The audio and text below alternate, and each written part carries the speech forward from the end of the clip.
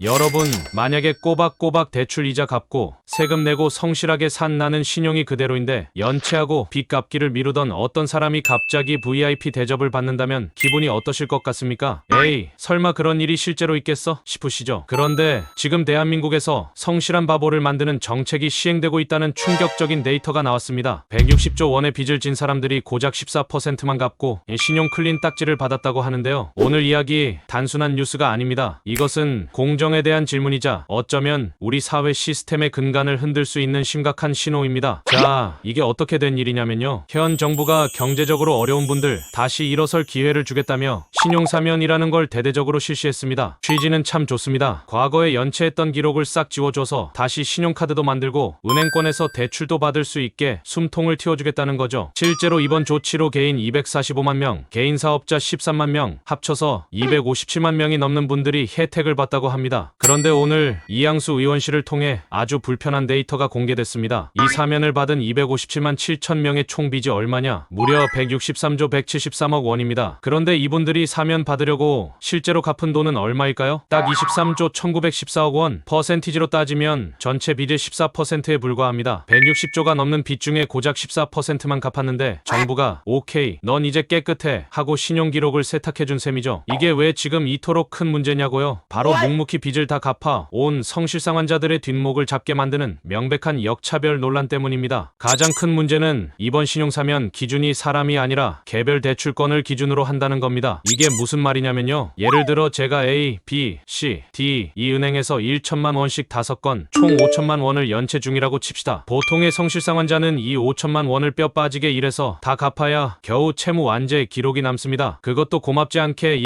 과거에 연체했었음이라는 꼬리표가 최대 5년까지 따라붙어요. 그런데 이번 사면 대상자는요. 5건 중에 가장 만만한 이 은행 1천만 원짜리 딱 하나만 골라서 갚아도 그 이 은행 연체 기록이 즉시 삭제됩니다. 4천만 원 빚은 그대로 남아있는데도 말이죠. 이건 뭐 시험 5과목 중에 한 과목만 100점 맞으면 전교 1등 상장 주는 격 아닌가요? 더 기가 막힌 건 이분들이 빚도 아주 전략적으로 갚았다는 데이터입니다. 업권별 상환율을 뜯어봤더니 유독 상환율이 높은 곳이 있습니다. 바로 카드론이 25.5%, 대부업이 19.7%입니다. 은행 10%이나 저축은행 6.6%보다 월등히 높죠. 왜 하필 카드론과 대부업 빚부터 갚았을까요? 뻔합니다. 개인 신용평가에서 점수를 가장 혹독하게 깎아먹는 주범이 바로 이 카드론, 대부업 연체거든요. 그러니까 이분들은 160조의 빚을 다 갚을 생각보다는 당장 내 신용 점수를 올리는데 가장 효율적인 빚, 가성비 좋은 빚부터 쏙쏙 골라 갚고 사면 혜택을 받은 겁니다. 실제로 전체 사면자 중 85.8%가 1천만 원 미만의 소액 상환에 그쳤다는 게 그 증거입니다. 이게 바로 우리가 우려하던 도덕적 해이입니다. 가장 걱정되는 건 바로 이겁니다. 에이, 갚을 수 있어도 일단 버텨볼 걸. 버티면 언젠가 정부가 해결해주네. 이런 생각이 우리 사회에 퍼지는 순간 대한민국의 신용 시스템 전체가 무너지는 겁니다. 더 큰 문제는 따로 있습니다. 이렇게 신분 세탁에 성공한 분들, 정부 발표에 따르면 개인 신용 평점이 평균 40점이나 올랐답니다. 약 23만 명이 은행권 신규 대출이 가능해졌대요. 자, 이분들 이 깨끗해진 신용으로 어디 가겠습니까? 그렇죠. 1금융권, 바로 우리 모두가 이용하는 은행에 가서 저 이제 신용 좋아요, 돈 빌려주세요 하겠죠. 한 금융권 관계자는 이걸 두고 하위 금융권 대부업, 카드사에서 터져야 할 신용위험이 상위 금융권은행으로 전이될 것이라고 경고했습니다. 결국 대부업체가 져야 할 리스크를 우리 국민 모두가 이용하는 건전한 은행이 떠안게 되는 위험천만한 폭탄 돌리기가 시작된 겁니다. 자, 오늘 이야기 좀 무겁고 복잡했지만 핵심만 다시 짚어보겠습니다. 첫째, 정부가 160조 빚 중 고작 14%의 13조만 갚은 257만 명에게 신용 클린 딱지를 붙여줬습니다. 둘째, 이는 빚 100%를 다 갚아도 5년간 기록이 남는 성실상 환자들에 대한 명백한 역차별입니다. 셋째, 결국 버티면 장땡이라는 도덕적 해이를 부추기고 잠재적 부실 폭탄을 은행권으로 떠넘기는 결과를 낳고 있습니다. 결국 우리가 기억해야 할 건 이것 하나입니다. 공정을 잃어버린 정책은 아무리 선한 의도로 포장해도 결국 누군가에겐 독이 될 수 있다는 겁니다. 성실하게 하루하루 살아가는 사람들의 박탈감을 먹고 자라는 정책이 과연 올바른 방향일까요? 금융연구원조차 전방위적인 신용정보 삭제는 성실상환의 동기를 약화시킨다고 지적했습니다. 물론